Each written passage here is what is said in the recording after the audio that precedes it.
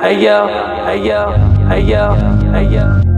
Crossbeats Production. Welcome back to Crossbeats Production. You're here with Nate28. So I wanted to do a review on the bus compressor now, the new solid state G channel that UAD have brought out, and what I want to do is just give you guys a comparison of what the differences are and what the sound is like and how I feel like they may have improved or how things have stayed the same, or etc.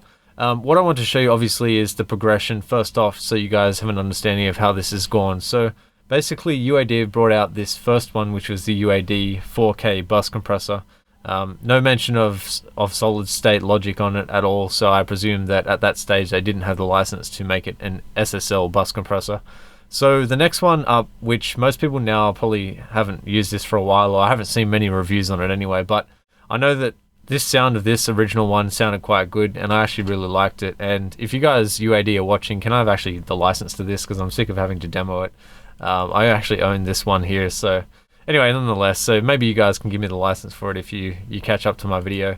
So this is the now legacy version, which was the SSL G series and still is. The difference between the new one and the old one are pretty distinct in regards to a couple of features. So obviously all of this stuff here, the controls, it pretty much looks exactly the same. So if you just look in this box here, you'll see all of the main controls that you would be used to with the solid state G bus compressor. But for the main part, what I've noticed is the way that the input gain is actually structured is a little bit different. So if you can see here, the dial or the knob is on the left and the dial is on the right here. So I had to actually use that to get it kind of level matched and match the level of the input versus output gain and all that sort of stuff to get it to sound how the other one did. So what I want to do is give you guys a sound demo. First off, I'm going to use this source material that I'm working on right now. I'll try and give you guys a couple of different sources of material, so it's not just one source of material. I may come back with a part two to this video so you guys can see that as well. But first off, I want to explain the differences between the now legacy and the standard new version of the SSL compressor. So what I found here so far is the filter, or the sidechain filter, which allows you to remove out the low end and then allowing the compressor to work on more of the high end frequencies there, so it doesn't affect so much of the low end when it's compressing. The other thing is they've they now created a mix dial, so you can actually do parallel compressions, so that's quite handy if you want to use that rather than doing it other ways inside your DAW of choice. Within Studio One, it's not that hard to do parallel compression with a compressor like this, but if you don't want to, or you don't have the time to, or it's not that easy to set up, now you've got the dial here to make that accessible. So what I'll do is play you guys a sound demo of what the legacy and the new one sound like, to see whether or not it's worth spending your hard-earned cash on the new version of the SSL. Obviously, I would assume this is probably like a Just Blaze, maybe his console. I don't know if it's replicated from that or not, but I know he's got an SSL console, so maybe that's the one that they tried to replicate it from. But anyway, let me give you a sound demo of the two, and first off, I'll start with the legacy version, which is on the left, and obviously the longer version, the big brother, is on the right hand side. So let's start that right now.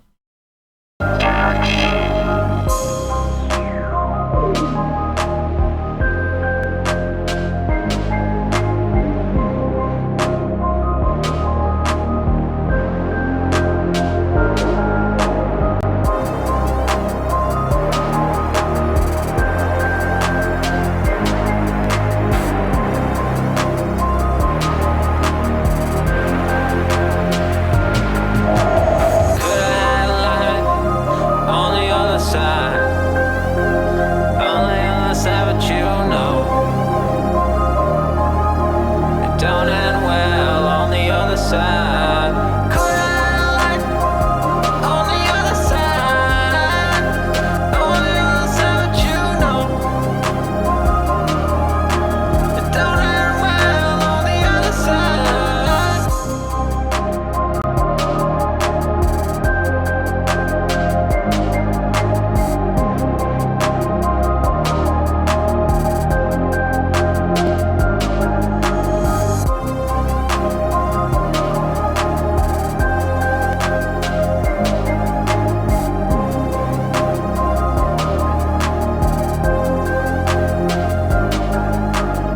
Alright, let's go to the big brother and see what that one sounds like.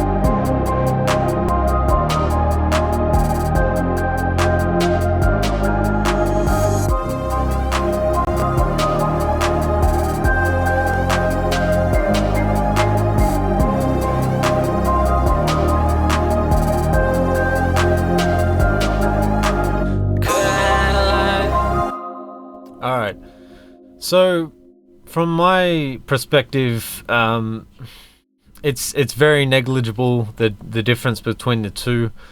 I do admit that there is a slight difference with the newer version being maybe just a tad bit better. I'd say the low end maybe just has a little bit more depth of field to it, but it's really, I don't know, it's $149 if you're going to upgrade, and it's $299 if you don't have it already. Is it worth it? I don't know.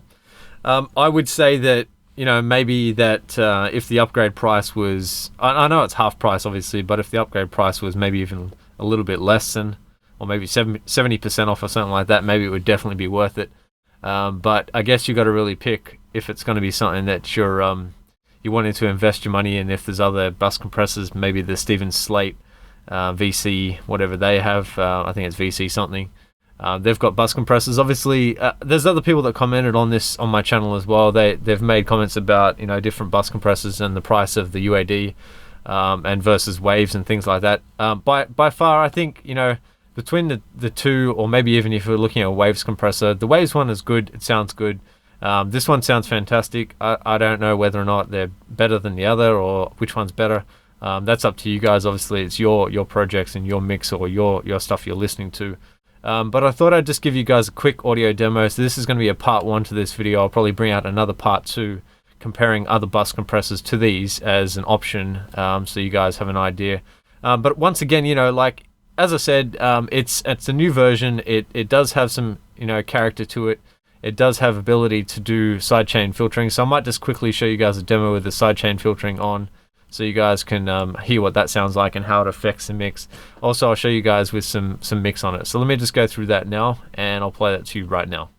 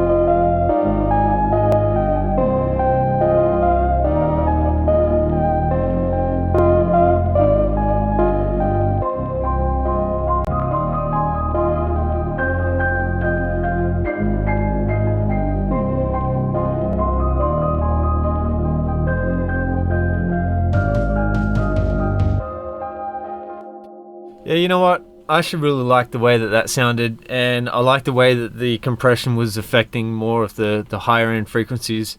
It definitely does mix, well, parallel compression really well. And, you know, messing around with the ratios as well, really, it brought out some good sound in that mix there. Obviously, the mix isn't 100% there, but it's definitely there enough for you guys to hear the differences between these compressors and with this compressor and what it does. You know, if you guys can demo it, take advantage of it just to hear it on your own mixes and stuff. But like I said, I'm going to do a part 2 to this video, and I will follow up on stuff like that. So if you guys have got any comments, just hit me up in the comments, ask me questions about it. I'm definitely happy to help you guys out with that.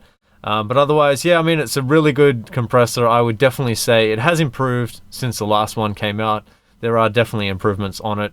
But I guess it comes down to whether or not you want to fork out your cash for it. So I hope you guys enjoyed this video, and I'll catch you guys in the next one. Peace. Hey yo, hey yo, hey yo, hey yo. Crossbeats production.